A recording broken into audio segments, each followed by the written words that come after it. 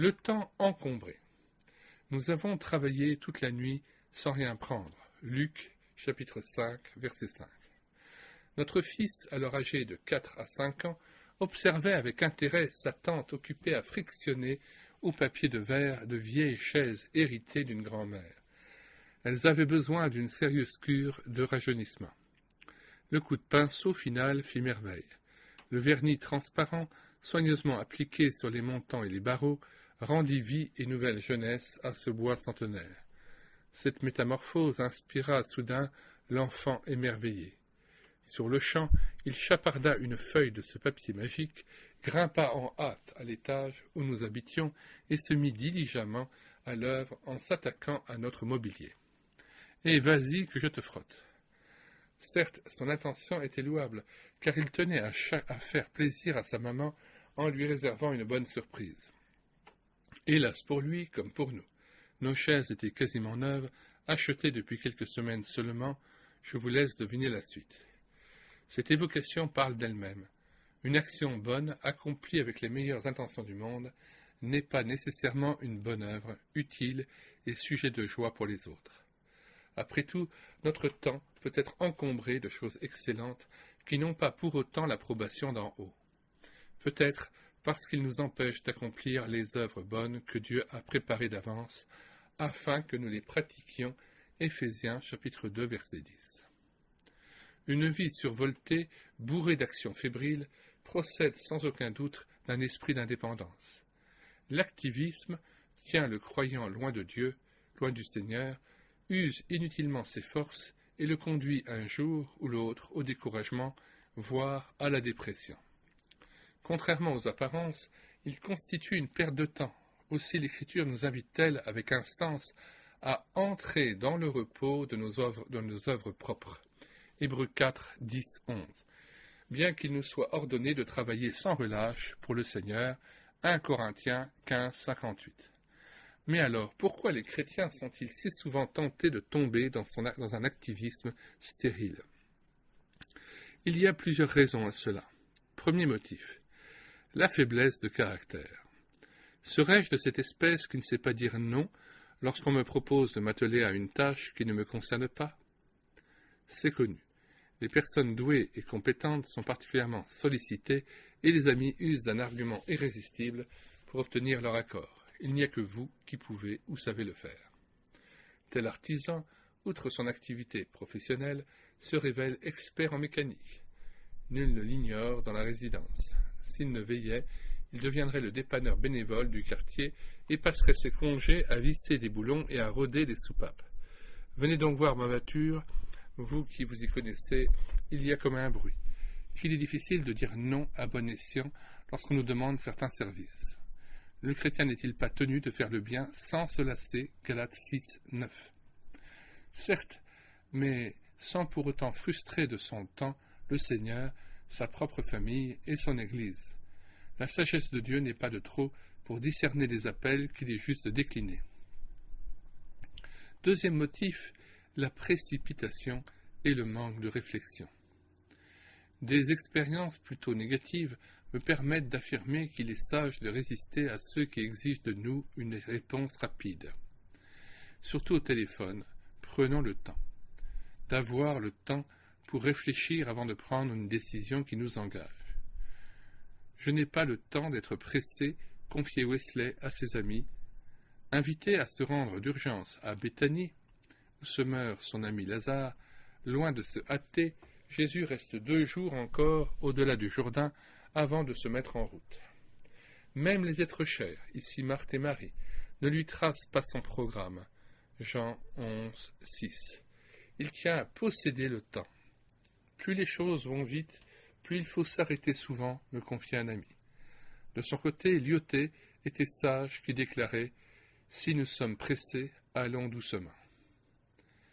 Troisième motif, un manque d'organisation et de confiance à l'égard des autres.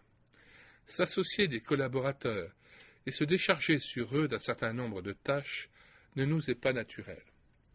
Il est tellement plus facile, plus rapide et plus sûr d'agir soi-même.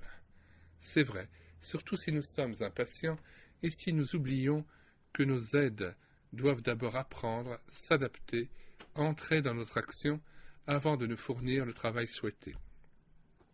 Former des collaborateurs prend des forces, du temps et de l'argent. Toutefois, ne faisons pas de cette constatation un prétexte pour y renoncer. Il faut savoir perdre un peu de temps pour en gagner ensuite beaucoup. Qui prétend vouloir tout faire se surmène, épuise l'entourage et se tue à la tâche. Moïse, homme débordé, littéralement sucé par un peuple toujours plus exigeant, ne tarde pas à tomber dans le domaine public, négligeant certainement sa propre famille. Jéthro, son beau-père, discerne cet excès, il a pu entendre les plaintes de sa fille, et conseille à son gendre de choisir des collaborateurs dignes de confiance afin de se décharger sur eux des tâches accessoires. Le beau-père de Moïse lui dit « Ce que tu fais n'est pas bien, tu t'épuiseras à toi-même, ainsi que ce peuple qui est avec toi, car la tâche est trop lourde pour toi, tu ne pourras pas l'exécuter toi seul. Discerne parmi tout le peuple des hommes de valeur, qu'ils jugent le peuple en tout temps, qu'ils portent devant toi une affaire importante, et qu'ils jugent eux-mêmes les affaires secondaires. Allège ta charge, et qu'ils la portent avec toi. Si tu fais cela, et que Dieu te donne des ordres, tu pourras tenir bon, et tout ce peuple parviendra en paix à destination. Exode, chapitre 18, versets 17 à 23. Jéthro avait raison. Il n'est pas légitime de se surmener. Je dois durer le plus possible pour le Seigneur, la famille, l'Église et ceux que je côtoie, autant que cela dépend de moi. Qui veut tout faire par lui-même prouve sa méfiance à l'égard des autres, soupçonné d'incompétence chronique. Il faut une bonne dose de prétention pour se croire seul capable de faire vite et bien. Il convient d'évoquer ici les décisions des apôtres devenues bonnes à tout faire, dans l'église de Jérusalem, acte 6. Ces hommes dévoués à l'excès se sont adonnés à de multiples tâches, même matérielles.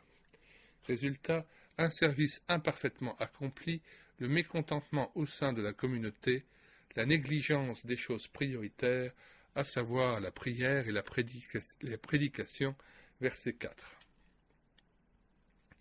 Pierre et ses amis sont sages de reconnaître leur erreur et d'y parer sans délai en confiant le service des tables à des hommes de valeur remplis de l'esprit et de sagesse, verset 3.